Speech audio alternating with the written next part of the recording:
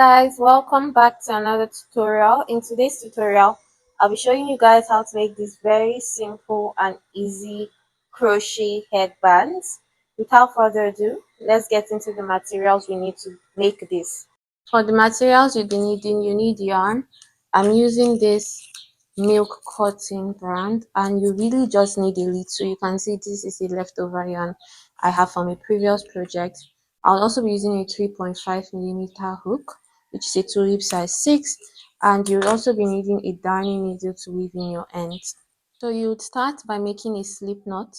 All you have to do is roll this yarn, then you make a slip knot. To make a slip knot, you make an X this way, pull through, you have this little circle, then the yarn that is left, we'll call it the end yarn, you push some of it through the circle like this, and then you adjust till you have a knot like this one.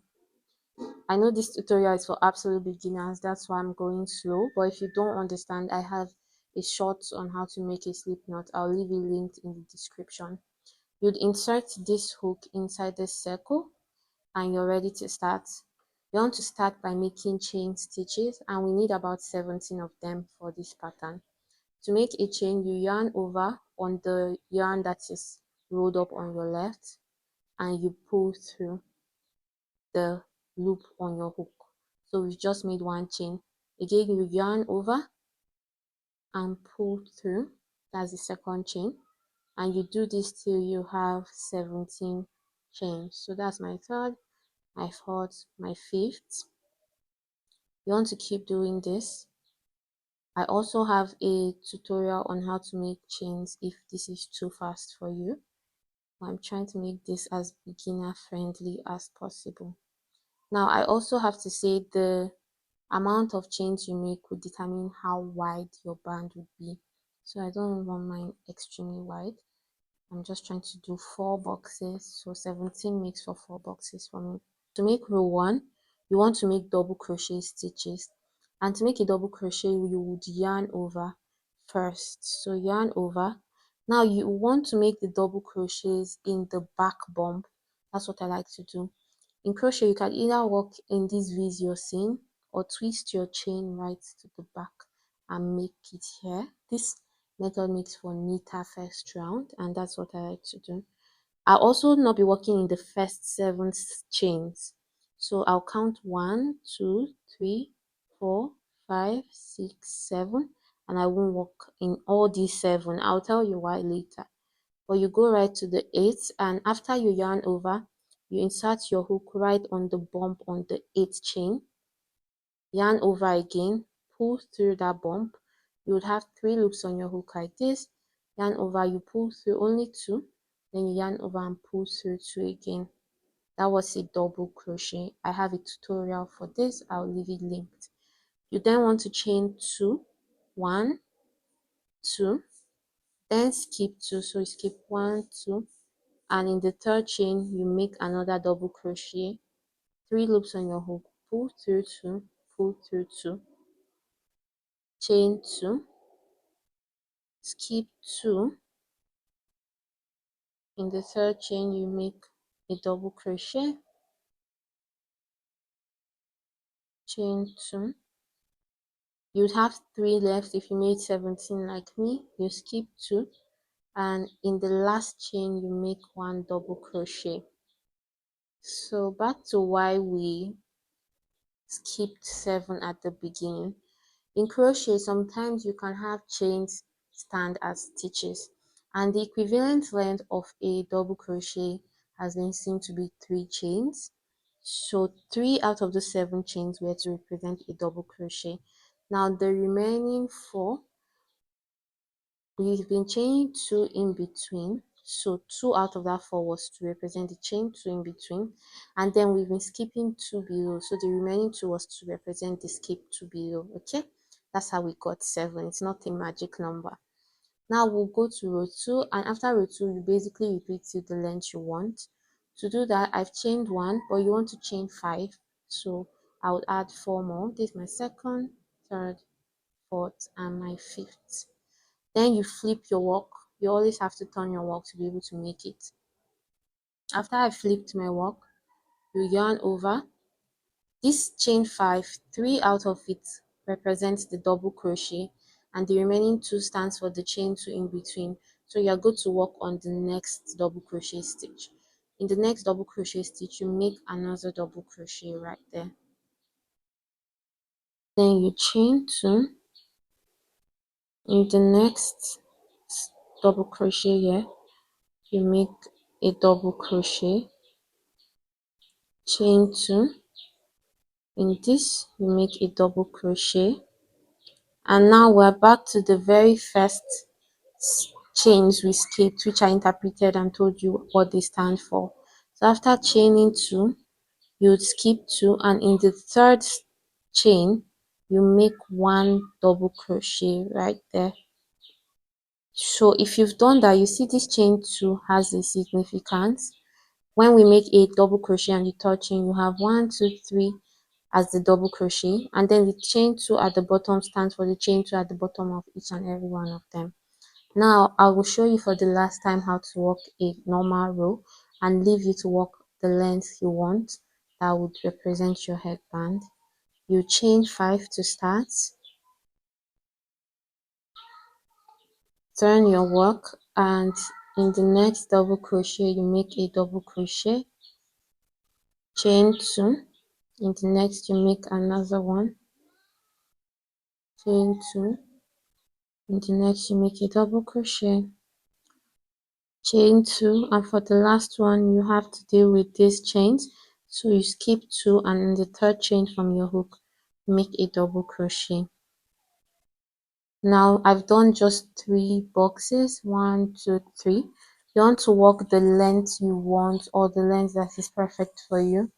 For the others I've made, I would normally do 22 boxes or 22 rows before the decreases, but you could also do 20. It just depends on the stretch of your band, but I found that 22 rows for me works good to give me the measurement from one ear to the other ear, so it covers the front of my head, and the decreases and the tail acts to knot it perfectly at the back. So keep doing this till you have 22. I'm back and I have 22 rows, so this is how I count. This is 1, 2, 3, 4, 5, 6, 7, 8, 9, 10, 11, 12, 13, 14, 15, 16, 17, 18, 19, 20, 21, 22. And these 22 rows for me measures about 12 inches, which is equivalent to 30.5 centimeters. Let's see. So this is okay for the length. What I want to do now is decreases to make it a tapered end so we can work our straps. To do that, you would now chain 4 instead of 5. So this is 3, 4. Turn your work and you work your normal double crochet here. Chain 2, work a double crochet here. Chain 2. Now when you're left with 2 stitches, which is this one and this one, you make a decrease by making an incomplete double crochet. So this is what we mean by an incomplete double crochet. You start to work a double crochet here, you pull through, you have 3 loops on your hook. When you do or pull through 2 loops, you have 2 loops, you won't complete this, and then you go into the next is supposed to be the third chain here, so right there. After inserting, you have 4 loops on your hook. Now you pull through just 2 and you have 3 loops, so you've made these 2 double crochet 1 when you pull through all 3 together. Does that make any sense? We'll do it again in the next row. So you chain 4, turn your work, and now you make double crochet normal here, chain 2. You have just 2 stitches left, that's the 2 last double crochet left, and we'll do the decrease again by making an incomplete double crochet here, pulling through just 2 only, and you know we chained 4, so you skip just 1 in the third chain, that is the second chain from your hook. You insert, make another incomplete double crochet, and then you pull through all 3. you see, our boxes have gone from 1 2 3 4 to just 1 and 2, and that's what we're trying to do. We're going to make it one box end of the day. So you chain 4, turn your work, and now there's no normal place to work because you're left directly with the last two. So you do the decreases right there. That's one, and in the second chain from the hook you do the other one, and now you're left with one box. When you're left with one box, what you want to do is chain 3, turn your work, and in that one box you make a single crochet, and that's the end of the rows. You've managed to make it taper, you've shaped it, you've decreased it till it's just this left. And now to work your strap, after you make the single crochet, you want to turn your work, and then in the chain 3 space, that chain 3 you did for making the single crochet, in the little space it created, you make a slip stitch by inserting your hook, yarning over, pulling through, then pulling through. It's just a flat stitch. That same strand you inserted, you pull through all. So now that we've closed off, we can make our strap. For the strap, I just go ahead to make a chain of 40, 50, 60, depends on how long I want it to be. I like 50 normally, I'll just do 50. And when you're done chaining 50, you cut off your yarn. I'll meet you back at the other side to show you how to decrease for that side. When you make the amount of chains you want, you just want to cut off your yarn and pull through. That's it. You're done. Now we have to make the other end. That's where we started from, as tapered as that one. And you want to start right here. So if your chain or like the strand you started with here, you want to start at the opposite side. And you would just have your yarn on your hand like this. You count the third chain on the chain 5 you can see. Insert your hook, put your hook through the yarn, pull through, and then you yarn over and chain to secure it. Then you yarn over and make 4 more chains. So that's 2, 3, 4, 5 in total. I'm making 5 chains right there. You make a double crochet, chain 2, right there, make another double crochet, chain 2, right there, make a double crochet. But now we're going to reduce, we won't complete it. We yarn over, and in the last one we make an incomplete double crochet and complete it together. So we started reducing. You chain 4, turn your work, right there, make a double crochet, and now you have just 2 left. So you reduce after chaining 2 and making 2 incomplete double crochet together.